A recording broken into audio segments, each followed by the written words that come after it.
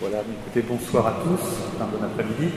Nous allons donc avoir maintenant ce petit temps d'enseignement qui était prévu sur le programme et évidemment qui va tourner autour de la parole qui sert un petit peu de fil conducteur à cette journée et qui était indiquée sur les dépliants en parlant de cette fête de l'Ascension de 2015. La parole était « Il nous donne l'espérance de le rejoindre un jour ». Donc je vais reprendre cette parole qui est un petit peu encore une fois le fil conducteur et la commenter en m'appuyant à la fois sur l'apôtre Saint Paul mais aussi sur quelques textes que j'ai choisis du Concile Vatican II dont nous savons que nous sommes encore dans la période où nous fêtons le 50e anniversaire d'un concile qui a duré, on le sait bien, plusieurs années. Alors cette parole, donc, il nous donne l'espérance de le rejoindre un jour. Tout d'abord dire que c'est extrait d'une prière qui est celle de la préface. Vous savez, à la messe, il y a cette prière de la préface qui est dite par le prêtre pendant la prière eucharistique et qui nous introduit au chant du Sanctus, juste avant, évidemment, la grande prière de la consécration. C'est une prière toujours d'action de grâce, de remerciement, qui nous invite donc à chanter la sainteté de Dieu avant d'entrer dans le mémorial de sa passion. Et donc ici, ce texte de la préface donc de l'Ascension, il, le Christ, en son ascension nous donne l'espérance de le rejoindre un jour, donc parle du Seigneur, et nous rendons grâce à Dieu pour son ascension. Il est remonté vers son Père, et donc nous intégrons dans cette prière le fait que nous-mêmes, eh bien, nous sommes dans l'espérance qu'un jour nous serons avec lui auprès du Père. Alors peut-être juste un petit mot pour dire que d'une façon générale, toutes ces prières de la messe, toutes ces préfaces, ou les prières sur les offrandes, ou les prières d'introduction ou de conclusion, elles sont souvent très riches. Si vous avez un missel chez vous, si vous avez l'occasion de le reprendre tranquillement, eh bien n'hésitez pas à relire ces prières, ces préfaces, même la prière eucharistique, parce qu'elles sont vraiment très riches spirituellement et théologiquement, et là souvent nous y prêtons assez peu attention, parce que le déroulement de la messe fait qu'on ne s'arrête pas s'arrêter sur toutes les parties bien sûr, mais il y a vraiment là de grandes richesses qui peuvent nous aider vraiment à méditer. Alors sur cette parole donc, il nous donne l'espérance de le rejoindre un jour. On voit bien qu'il y a deux éléments qui nous sont donnés. Tout d'abord, il nous donne de comprendre que l'ascension du Christ le concerne lui-même, personnellement, immédiatement. C'est l'évangile qu'on a entendu ce matin à la messe. Et cette ascension aussi nous concerne.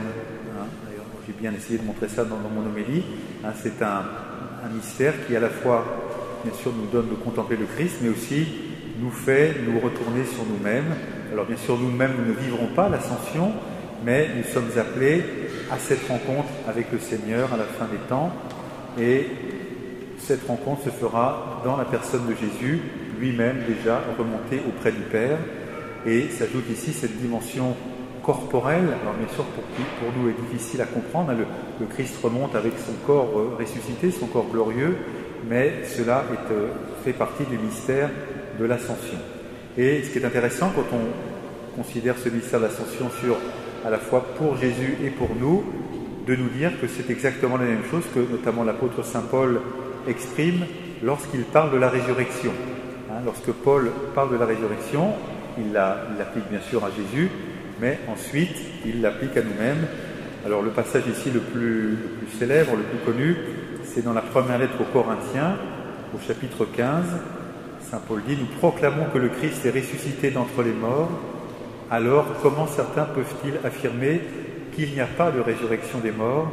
S'il n'y a pas de résurrection des morts, le Christ non plus n'est pas ressuscité. » Vous voyez, quand on a médité le jour de Pâques la résurrection de Jésus, eh bien sûr on s'est remis devant cette immense bonne nouvelle qui est le cœur de la foi, Jésus est ressuscité, mais en nous disant que cette bonne nouvelle nous concernait et que Saint Paul dit même, s'il n'y a pas de résurrection des morts, alors le Christ n'est pas ressuscité.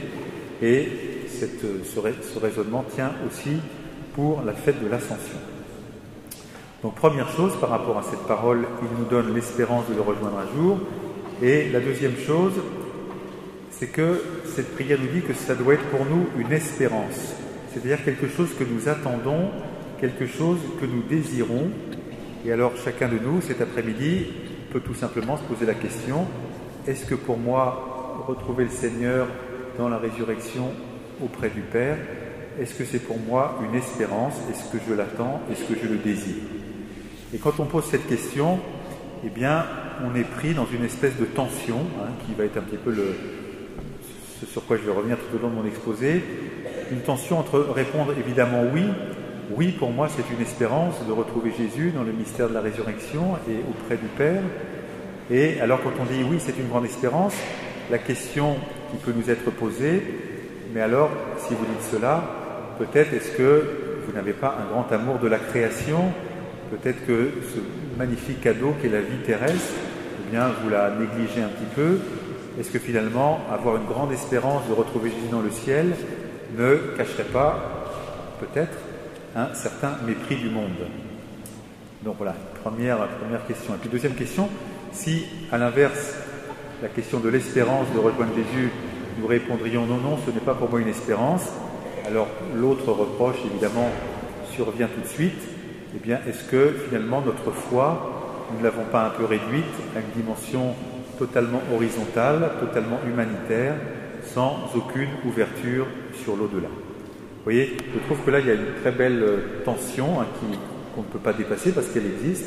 À la fois, nous avons, je l'espère, en tout cas, le désir de rencontrer le Seigneur ressuscité et dans la gloire du ciel, auprès du Père. Et en même temps, nous sommes ici, menant notre vie terrestre, notre vie quotidienne, menant notre devoir d'État. Et donc, voilà, nous avons cette difficulté à essayer de bien nous situer. Alors sur cette question, il me semble que les choses ont beaucoup évolué, notamment ces dernières années, et notamment, enfin ces dernières années, je parle de ces dernières décennies bien sûr, notamment au niveau de la prédication. Je pense qu'il y a 50, 60, 70 ans, on parlait davantage des fins dernières, on parlait davantage de ce qu'on appelle aujourd'hui l'eschatologie, qui est justement cet enseignement sur la vie éternelle, sur la vie après la mort. Et bien sûr, dans le sanctuaire de Montligeon, c'est le sujet par excellence qui est de parler de l'eschatologie.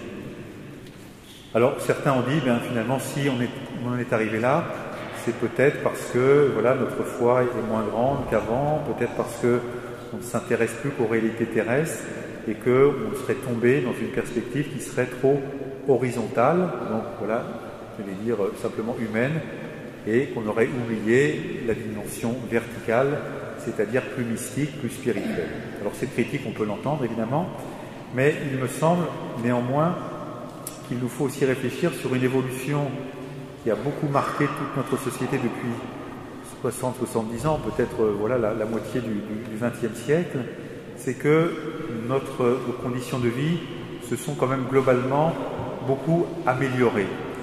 Si vous voulez, quand la vie sur la Terre est difficile, quand il y a des famines, quand il y a des guerres, des persécutions, quand il y a la mortalité infantile, quand il y a des maladies, eh bien, quand le quotidien de la vie humaine est difficile, eh bien, tout naturellement, aspirer au bonheur du ciel est bien plus présent en nous. Quand on dit ça, je crois qu'on ne fait que souligner un constat. Et à l'inverse, quand la vie que je mène sur Terre est très bonne, que je suis heureux, que je suis comblé, que je m'épanouis, eh bien, mon désir de quitter le monde pour rejoindre le Seigneur dans l'éternité, eh bien, peut un petit peu s'amoindrir. Alors, il ne faut pas caricaturer les choses, bien évidemment, parce que le temps peut-être plus confortable que nous vivons sur certains domaines, eh bien, depuis une soixantaine d'années, ne doit pas nous faire croire qu'avant, la vie était simplement difficile, pénible ou laborieuse. Et en même temps, aujourd'hui, il serait très très naïf de dire que nous sommes entrés dans une ère où tout va bien, où il n'y a aucun problème. Nous savons qu'aujourd'hui, beaucoup d'hommes et de femmes, et sans doute parmi nous, beaucoup de pèlerins vivent cela. Nous traversons des épreuves qui sont parfois très rigoureuses. Mais néanmoins, admettons quand même, d'une façon générale, que nos conditions de vie s'étant beaucoup améliorées, eh bien, immanquablement, notre rapport à l'eschatologie en a été modifié. Alors, c'est ni bien ni mal, c'est comme ça, c'est un constat qu'il faut poser. Et je pense que les pères conciliaires, au Concile Vatican II notamment, avaient pressenti cette évolution profonde. Pourtant, on n'était que dans les années 60, il y avait encore beaucoup de progrès techniques, médicaux, scientifiques qui étaient en prévision, mais qui n'étaient pas encore advenus. Et dans la Constitution Gaudium et Spes, donc qui parle de l'Église dans le monde de ce temps, eh bien, les évêques disent que toute cette évolution, finalement, va avoir un impact profond sur notre façon de vivre et notre façon de croire. Je lis ici un petit passage du Gaudium et Spes. Les cadres de vie, les lois, les façons de penser, de sentir, héritées du passé, ne paraissent plus toujours adaptés à l'état actuel des choses. D'où le désarroi du comportement et même des règles de conduite. Les conditions nouvelles affectent enfin la vie religieuse elle-même. Et ça, c'est une expérience qu'a pu aussi connaître le peuple de Dieu dans l'Ancien Testament. Quand, dans l'Ancien Testament, le peuple de Dieu, finalement, est dans la difficulté, quand il est dans les épreuves, quand il se sent totalement abandonné, eh bien, sa foi grandit et il se tourne davantage vers le Seigneur. À l'inverse, quand il s'installe, quand il commence à avoir un certain nombre de sécurités, eh bien, sa foi aussi diminue. Et je pense que chacun d'entre nous, on a pu, peut-être une fois ou l'autre, en faire l'expérience. En tout cas, à mon sens, c'est une des raisons profondes de ce qu'on appelle aujourd'hui la sécularisation, que nous connaissons depuis des décennies. Nos conditions de vie ayant été profondément modifiées, eh bien, voilà, notre foi, notre rapport au Seigneur et notre attente de son retour et de le retrouver, eh bien, est aussi quelque chose qui a pu être, voilà, un petit peu bouleversé.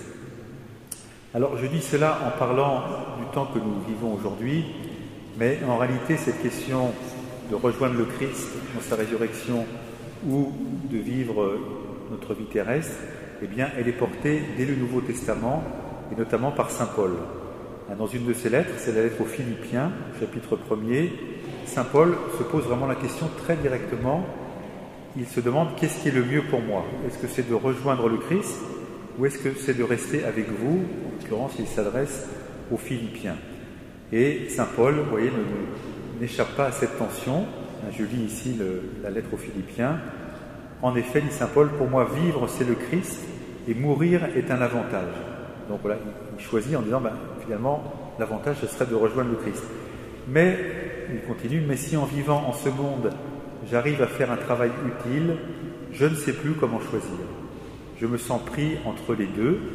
Je désire partir pour être avec le Christ, car c'est bien préférable, mais à cause de vous, demeurer dans ce monde est encore plus nécessaire.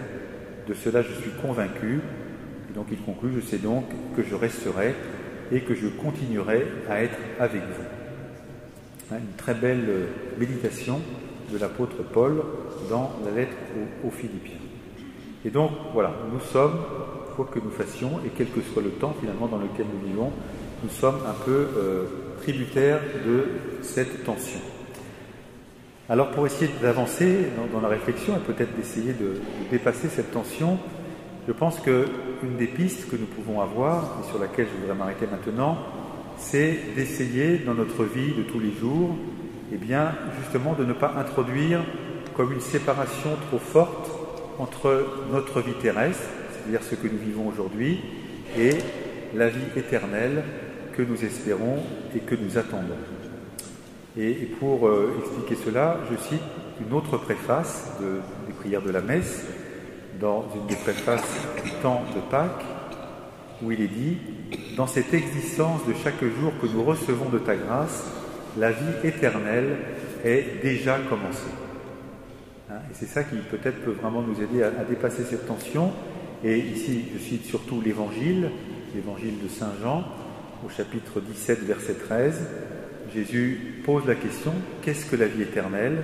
Et il donne la réponse « La vie éternelle, c'est qu'ils te connaissent, toi le seul vrai Dieu, et celui que tu as envoyé, Jésus-Christ. » En fait, quand Jésus parle de la vie éternelle, eh bien, on pourrait se dire il va nous parler de l'au-delà, il va nous parler justement de l'état dans lequel il est pendant le temps de l'ascension.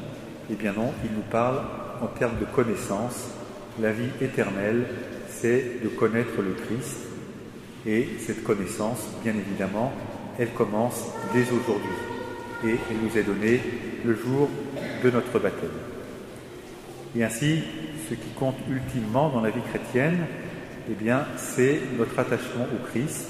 Nous lui sommes attachés dès ici-bas, d'une connaissance qui est encore partielle, qui est encore insuffisante, qui est encore voilée, et ainsi nous aspirons à une connaissance plénière dans la gloire de la résurrection, mais ce n'est pas à nous de choisir quand cette rencontre définitive se fera, mais nous avons dès aujourd'hui, dans le quotidien de notre vie de religieux, de religieuses, de prêtres, de laïcs, de parents, de baptisés confirmés, à grandir dans notre connaissance du Christ et en comprenant que la vie éternelle est déjà commencée.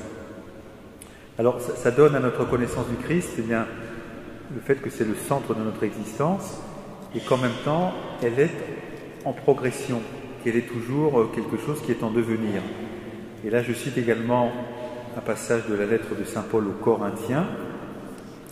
Vous savez, au chapitre 13, c'est qu'on appelle l'hymne à la charité. Eh bien, Saint Paul nous dit « Nous voyons actuellement de manière confuse, comme dans un miroir. » C'est le temps de la foi, c'est le temps dans lequel nous sommes. Mais ce jour-là, donc le jour où nous serons auprès du Seigneur, eh bien, nous verrons face à face. Actuellement, ma connaissance est partielle. Ce jour-là, je connaîtrai parfaitement comme j'ai été connu. C'est intéressant, c'est toujours le verbe de connaître qui est choisi. Paul parle en termes de connaissance, mais ce n'est pas tellement la connaissance que j'ai de Dieu qui est en jeu, mais c'est la connaissance que Dieu a de moi. Et quand je serai en face du Seigneur, eh bien, je connaîtrai comme j'ai été connu, finalement, comme j'ai été aimé. Voilà, donc oui, cette réflexion nous aide à comprendre que nous devons effectivement être dans l'espérance de le rejoindre un jour, mais qu'en même temps, eh bien, cette espérance, nous la vivons déjà d'une façon qui est un peu voilée, qui est imparfaite, mais qui n'est pour autant pas du tout négligeable et qui est en fait réellement déjà une certaine connaissance. Donc oui, ne pas dissocier d'une façon trop radicale notre vie terrestre et la vie éternelle à laquelle nous aspirons.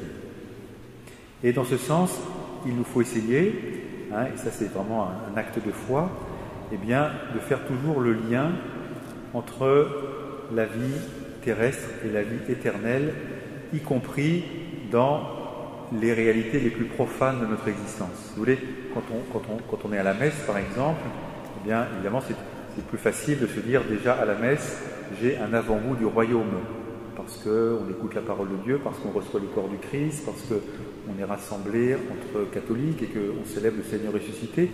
Donc, on sent qu'il y a un avant-goût du royaume et du ciel. Mais essayons aussi de nous demander comment, dans notre travail, dans notre vie professionnelle, dans notre vie relationnelle, dans notre vie familiale, eh bien, c'est déjà aussi un avant-goût du royaume que je peux connaître. Et cet acte de foi auquel nous sommes invités nous évite de tomber dans ce qui est aujourd'hui, à mon avis, un risque important, qui serait un peu de mépriser le monde ou de le diaboliser. Je rencontre pas mal de personnes qui me disent « Mais Monseigneur, vous voyez, l'état du monde, c'est tellement difficile, il y a tellement de guerres, de conflits, il y a tellement de valeurs qui semblent s'écrouler, il y a tellement de choses auxquelles on tient qui semblent être totalement méprisées, ridiculisées, que finalement, le monde moderne dans lequel nous vivons n'est pas un monde qui est bon. » Alors c'est une tentation qui peut nous rejoindre aujourd'hui, qui a pu nous rejoindre dans des siècles précédents, parce que c'est une tentation qu'on peut avoir notamment quand les choses ne vont pas bien. Eh bien, cette diabolisation du monde, si on peut employer ce terme, ce n'est pas une attitude chrétienne, parce que ça nous met en contradiction avec un acte de foi qui est important et que nous relisons chaque dimanche au début du credo. Je crois en Dieu, le Père Tout-Puissant, créateur du monde et de la terre, créateur du monde, du ciel et de la terre. Donc, vous voyez, la théologie de la création, c'est-à-dire de croire que notre monde, il vient de Dieu, il est aimé de Dieu, il a été voulu par Dieu, eh bien, nous empêche de tomber dans une espèce de découragement qui nous ferait dire le monde est pourri, le monde n'a pas de sens, le monde ne vaut rien. On a relu évidemment tout cela au cours de la Vigile pascale, dans le livre de la Genèse, la création du monde, 7 jours qui se succèdent, et ce refrain, qu'il nous faut réentendre, même si parfois c'est difficile. Dieu dit que cela était bon, que cela était très bon. Alors je vais revenir tout à l'heure sur la question du péché, bien sûr, qui a abîmé cette création, mais qui ne l'a pas détruite pour autant et qui n'a pas réduit complètement la portée de l'acte créateur. Si vous voulez penser que le monde est pourri, que le monde n'a pas de sens, c'est une attitude sectaire. Les sectes disent cela et disent « venez chez nous, parce que chez nous vous trouverez le repos, mais par contre dans le monde, eh bien, il n'y aura que la désolation. » Non, il y a évidemment une espérance eschatologique, il y a une espérance du monde à venir dans lequel le Seigneur nous attend, mais même dans ce monde marqué par le péché, eh bien, nous pouvons, même si c'est encore d'une façon qui est voilée, eh bien, être participants déjà du royaume qui est en germe. Voilà, un autre élément de réflexion, c'est que parler de l'eschatologie, c'est-à-dire de la fin des temps, eh bien, surtout, ne considérons jamais que c'est un peu comme une évasion qui nous ferait finalement négliger le monde présent, un petit peu le regarder de haut. Au contraire, et ça c'est un message très fort que Monseigneur Buguet, celui qui a créé le sanctuaire de Montligeon, nous a laissé. Vous voyez, c'est le même Père Buguet qui va à la fois créer cette œuvre qui prie pour les défunts, qui prie pour les âmes du purgatoire, donc qui est vraiment dans une démarche voilà, où la fête de l'Ascension prend tout son sens, et c'est le même Père Buguet qui voilà, fait construire une imprimerie pour que les habitants du village et de la région puissent trouver du travail. Vous voyez, s'il avait été complètement tourné vers le ciel d'une façon exclusive, il ne se serait pas soucié de créer une imprimerie, il aurait dit l'important c'est de prier, l'important c'est que les défunts soient libérés, que les défunts soient portés dans notre prière. Eh bien non, il tient les deux, et je sais que le père recteur actuellement, le don Jacques, est très très sensible à cette dimension, et il a vraiment grandement raison à dire à Montligeon, sanctuaire où on prie spécialement pour les âmes du purgatoire et où l'eschatologie est le thème de prédilection, eh bien la doctrine sociale de l'Église, c'est-à-dire la façon dont nous vivons aujourd'hui concrètement, notamment dans les relations de travail, eh bien cela a une très grande importance. Et dans ce domaine, il me semble que dans l'Église, dans notre Église, en tout cas peut-être en France, il nous faut certainement vivre une certaine réconciliation. Parce que voilà, il y a peut-être certains chrétiens qui se présentent comme ce qu'on pourrait appeler entre guillemets des chrétiens sociaux, c'est-à-dire des gens qui sont au nom de leur foi, et certainement parmi vous il y en a, en tout cas je l'espère, très attentifs au secours catholique, la conférence Saint-Vincent de Paul, des actions caritatives, de solidarité, de fraternité, tout ce qui a tourné autour de Diaconia 2013, et puis on mettrait en opposition d'autres chrétiens qui eux seraient plus mystiques, plus spirituels, plus demandeurs de s'intéresser à des choses qui soient voilà, plus dans l'ordre de la prière ou des sacrements. Il ne faut surtout pas opposer les deux.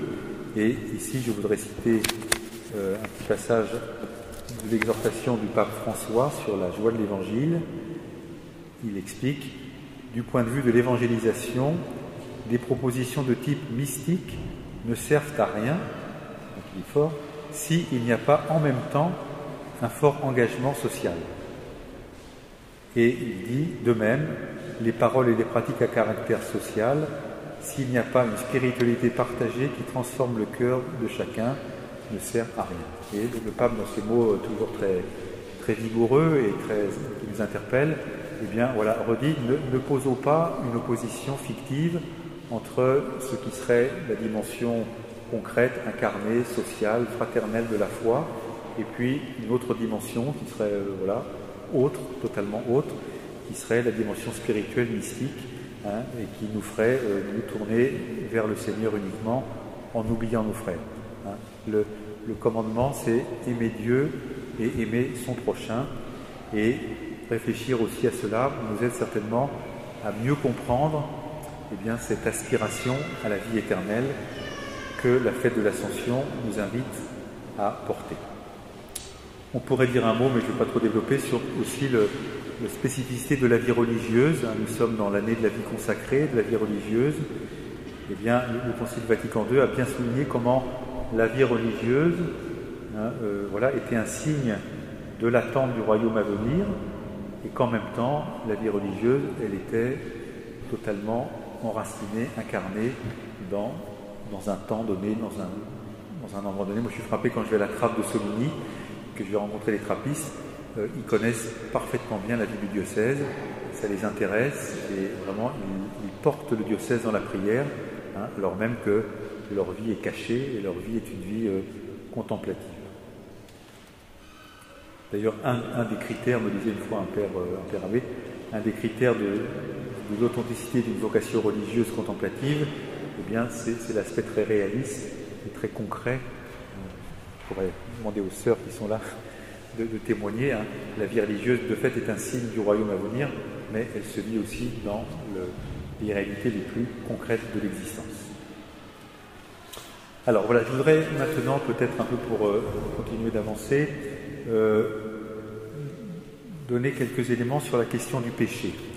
Parce que c'est vrai que, je l'ai dit, dès aujourd'hui, nous pouvons avoir une connaissance de Jésus, nous pouvons le connaître, et le connaissant, nous sommes déjà entrés dans la vie éternelle, mais reconnaissons que le péché qui est à l'œuvre dans le monde, eh bien, fait que cette connaissance du Christ, cette appartenance au Christ et cette fait de goûter déjà à l'éternité bienheureuse, eh bien, elle est rendue effectivement difficile.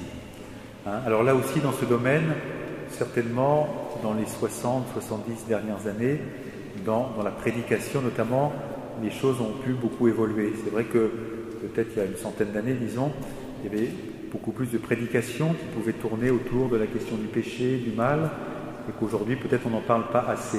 Et peut-être d'ailleurs d'où cette crise du sacrement du pardon. Alors il faut effectivement redire que le centre de la foi n'est pas le péché, que nous ne croyons pas en Dieu parce que nous aurions d'abord peur de l'enfer ou par crainte du péché, mais pour autant il ne faut pas sous-estimer cette gravité du péché, ce drame qu'il constitue. Et là aussi, je voudrais citer un petit passage du Concile Vatican II qui nous explique qu'effectivement le péché, s'il n'a pas totalement détruit ce que Dieu a voulu dans sa création, il a quand même considérablement abîmé les choses, et ce qui rend notre passage sur la terre, eh bien, parfois très douloureux. Je cite ici un petit passage du Concile Vatican II, toujours dans la Constitution Gaudium et Spes. L'homme, s'il regarde au-dedans de son cœur, se découvre enclin au mal, submergé de multiples maux qui ne peuvent provenir de son Créateur.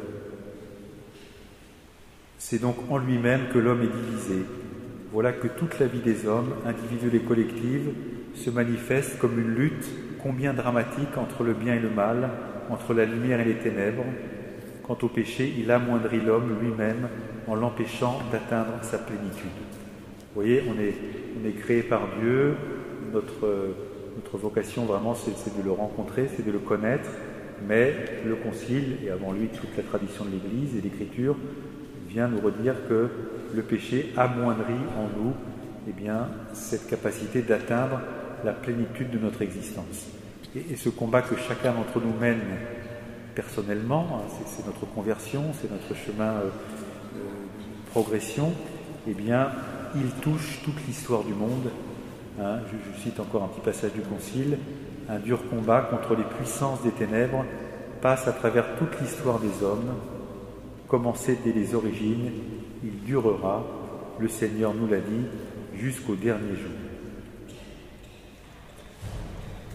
Voilà, donc ça nous explique qu'effectivement, quand Jésus dit « la vie éternelle, c'est de te connaître », eh bien, il dit une vérité profonde et qu'il nous faut toujours approfondir et méditer, et en même temps, voilà, cette connaissance du Christ et donc cette plénitude de vie, cette plénitude de joie, cette plénitude de bonheur, eh bien, ici-bas, nous pouvons en avoir un avant-goût, nous pouvons la recevoir en germe, nous pouvons avoir de grandes consolations, nous pouvons avoir des périodes où, de fait, nous sommes dans une grande communion avec Dieu et entre nous, et puis, à d'autres moments, eh bien, c'est le temps de l'épreuve, c'est le temps de la nuit, c'est le temps de traverser justement ce mystère de la souffrance, ce mystère du péché, et du coup, voilà, nous sommes dans cette espérance de le rejoindre un jour, pour reprendre la parole même de la préface d'aujourd'hui.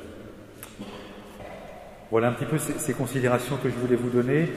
Je voudrais conclure en vous parlant juste quelques minutes sur la famille de Sainte Thérèse, Louis et Zélie Martin. Vous savez qu'ils vont bientôt être canonisés. Je ne peux pas vous donner de date parce que le pape n'a pas encore annoncé la canonisation, donc on a encore moins de dates prévues, mais on peut quand même imaginer que c'est une quasi-certitude que Louis et Zélie Martin vont être bientôt canonisés.